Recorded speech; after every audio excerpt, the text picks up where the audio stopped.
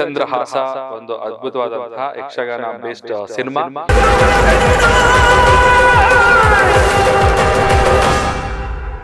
ಒಳ್ಳೆ ಎಕ್ಸ್ಪೆರಿಮೆಂಟ್ ಇದು. ಈ ತರದ್ದು ಯೋಚನೆ ಬರದೆ ಅಪರೂಪ. ಅವ್ರು ಡೈಲಾಗ್ ಕೊಟ್ಟಿದ್ರು, ಆಕ್ಷನ್ ಅಂದ್ರು, ಒನ್ ಟೇಕ್ ಅಲ್ಲಿ ಮುಗಿಸ್ದೆ, ಕಟ್ ಅಂದ್ರು, ಎಲ್ಲ every one clap. I felt so good.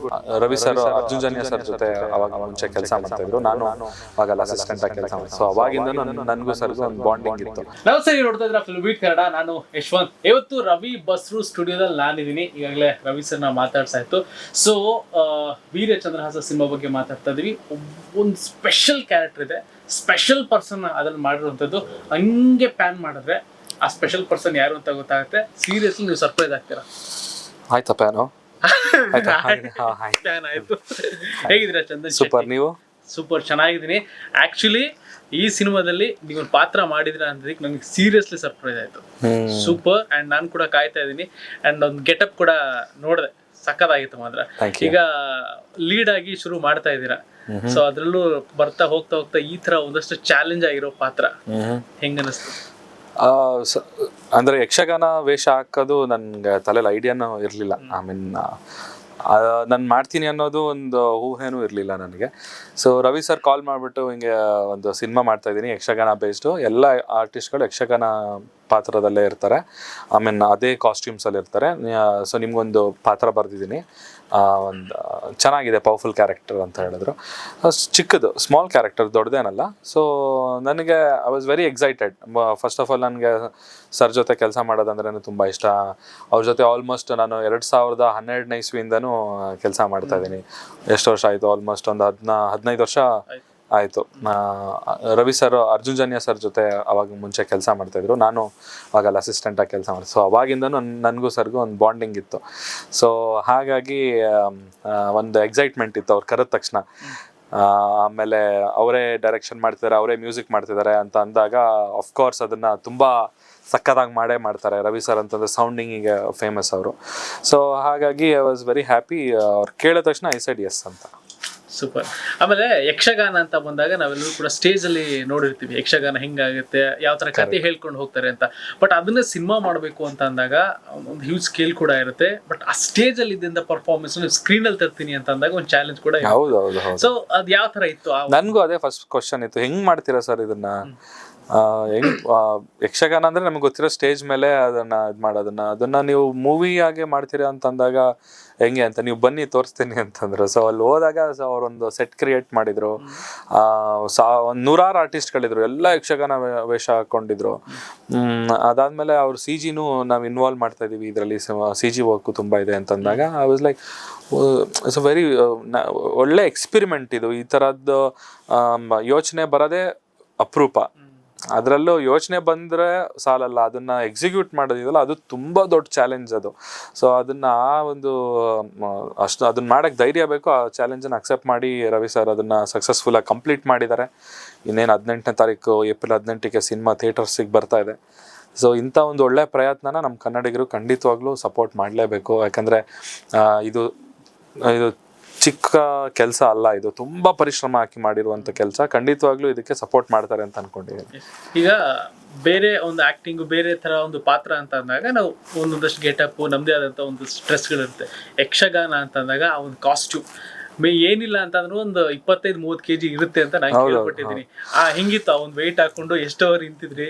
ಸಖತ್ತಾಗಿದೆ. ಅದು ರೆಡಿ ಆಗಕ್ಕೆ 2 hours ಆಯಿತು. ಅವರು ಕಾಸ್ಟ್ಯೂಮ್ಸ್ನ ಹಾಕಿ ಅದನ್ನೆಲ್ಲ ಟೈಟಾಗಿ ಹಗ್ಗಾಕಿ ಕಟ್ತಾರೆ. ಅದು ಯಾಕಂದರೆ ಡ್ಯಾನ್ಸ್ ಮಾಡೋದಿರುತ್ತೆ, ಜೋರಾಗಿ ತಿರ್ಗೋದಿರುತ್ತೆ, ಜಂಪ್ ಮಾಡೋದೆಲ್ಲ ಇರುತ್ತೆ.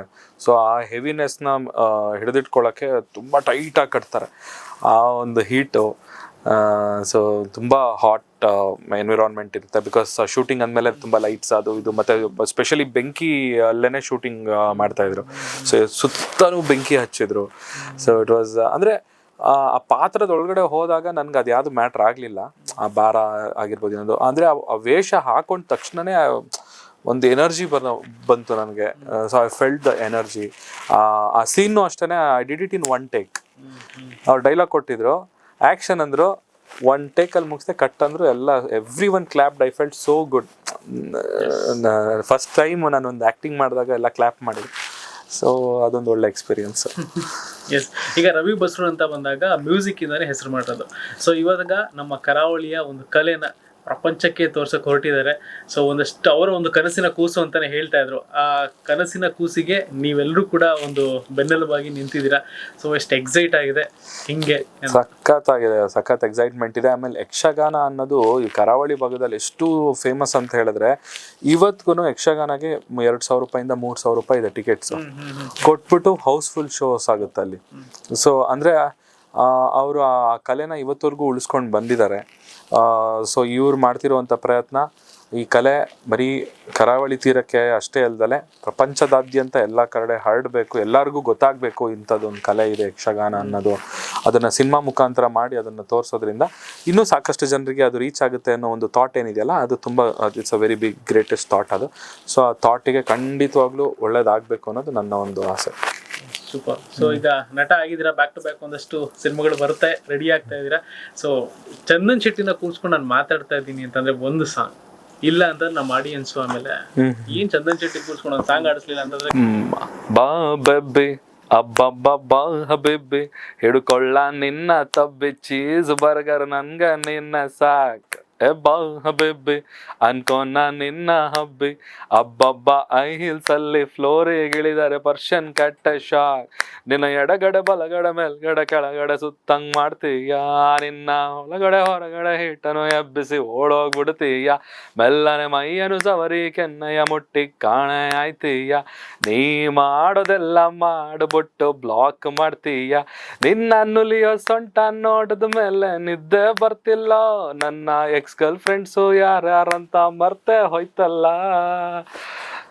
ನನ್ನ ಡ್ಯಾಶ್ ಮಾಡ್ಕೊಳ್ಳೆ ನನ್ನ ಡ್ಯಾಶ್ ಅನ್ಕೊಳ್ಳೆ ನಾನೇ ಚಿನ್ನದ ಗಂಟೆ ಚಿಂತೆ ಬಿಟ್ಟು ಸೊಂಟ ಕಟ್ಕೊಳ್ಳೆ. Thank you. ಲಿರಿಕ್ಕಿಗೆ ಯಪ್ಪ super. Thank you so much and all the best. ನಿಮ್ಮೆಲ್ಲ ಒಂದಷ್ಟು ನೆಕ್ಸ್ಟ್ ಆಗ್ತಾ ಇರುವಂತ ಎಲ್ಲ ಪ್ರಾಜೆಕ್ಟ್ಗಳು all the best. Thank you so much. Thank you for my bit. ನಮ್ಮ ವೀರಚಂದ್ರಹಾಸ ಬಗ್ಗೆ. ವೀರಚಂದ್ರಹಾಸ ಒಂದು ಅದ್ಭುತವಾದಂತಹ ಯಕ್ಷಗಾನ ಬೇಸ್ಡ್ ಸಿನಿಮಾ. ಬರೀ ಸ್ಟೇಜ್ ಮೇಲೆ ಮಾಡುವಂಥ ಯಕ್ಷಗಾನನ ಈಗ ಅದನ್ನ ಒಂದು ಸಿನಿಮಾ ಮುಖಾಂತರ ವೈಭವೀಕರಿಸಿ ಅದನ್ನ ತುಂಬ ಅದ್ಭುತವಾಗಿ ಒಂದು ಕತೆ ಮುಖಾಂತರ, ಒಂದು ಒಳ್ಳೆ ಕತೆ ಮುಖಾಂತರ, ಒಂದು ಸೂಪರ್ ಆಗಿರೋ ಬ್ಯಾಕ್ಗ್ರೌಂಡ್ ಮ್ಯೂಸಿಕ್ ಮುಖಾಂತರ ಥಿಯೇಟರ್ಗಳಲ್ಲಿ ನಿಮ್ಮ ಮುಂದೆ ಪ್ರೆಸೆಂಟ್ ಮಾಡ್ತಿದ್ದಾರೆ ರವಿ ಬಸ್ರು ಅಂಡ್ ಟೀಮ್ ಅವರು. ಇದರಲ್ಲಿ ನಾನೊಂದು ಪುಟ್ಟ ಪಾತ್ರ ಮಾಡಿದ್ದೀನಿ. ಈ ಸಿನಿಮಾನ ದಯವಿಟ್ಟು ಥಿಯೇಟರ್ಸ್ಗೆ ಬಂದು ನೋಡಿ, ಈ ಒಂದು ಅದ್ಭುತವಾದಂಥ ಕಲೆ ಯಕ್ಷಗಾನನ ಸಪೋರ್ಟ್ ಮಾಡಿ. Thank you so much. Thank you. ಬರೀ ಸ್ಟೇಜ್ ಮೇಲೆ ಮಾಡುವಂಥ ಯಕ್ಷಗಾನನ ಈಗ ಅದನ್ನ ಒಂದು ಸಿನಿಮಾ ಮುಖಾಂತರ ವೈಭವೀಕರಿಸಿ ಅದನ್ನ ತುಂಬ ಅದ್ಭುತವಾಗಿ ಒಂದು ಕತೆ ಮುಖಾಂತರ, ಒಂದು ಒಳ್ಳೆ ಕತೆ ಮುಖಾಂತರ, ಒಂದು ಸೂಪರ್ ಆಗಿರೋ ಬ್ಯಾಕ್ಗ್ರೌಂಡ್ ಮ್ಯೂಸಿಕ್ ಮುಖಾಂತರ ಥಿಯೇಟರ್ಗಳಲ್ಲಿ ನಿಮ್ಮ ಮುಂದೆ ಪ್ರೆಸೆಂಟ್ ಮಾಡ್ತಿದ್ದಾರೆ ರವಿ ಬಸ್ರು ಅಂಡ್ ಟೀಮ್ ಅವರು. ಇದರಲ್ಲಿ ನಾನೊಂದು ಪುಟ್ಟ ಪಾತ್ರ ಮಾಡಿದ್ದೀನಿ. ಈ ಸಿನಿಮಾನ ದಯವಿಟ್ಟು ಥಿಯೇಟರ್ಸ್ಗೆ ಬಂದು ನೋಡಿ, ಈ ಒಂದು ಅದ್ಭುತವಾದಂಥ ಕಲೆ ಯಕ್ಷಗಾನನ ಸಪೋರ್ಟ್ ಮಾಡಿ. Thank you so much. Thank you.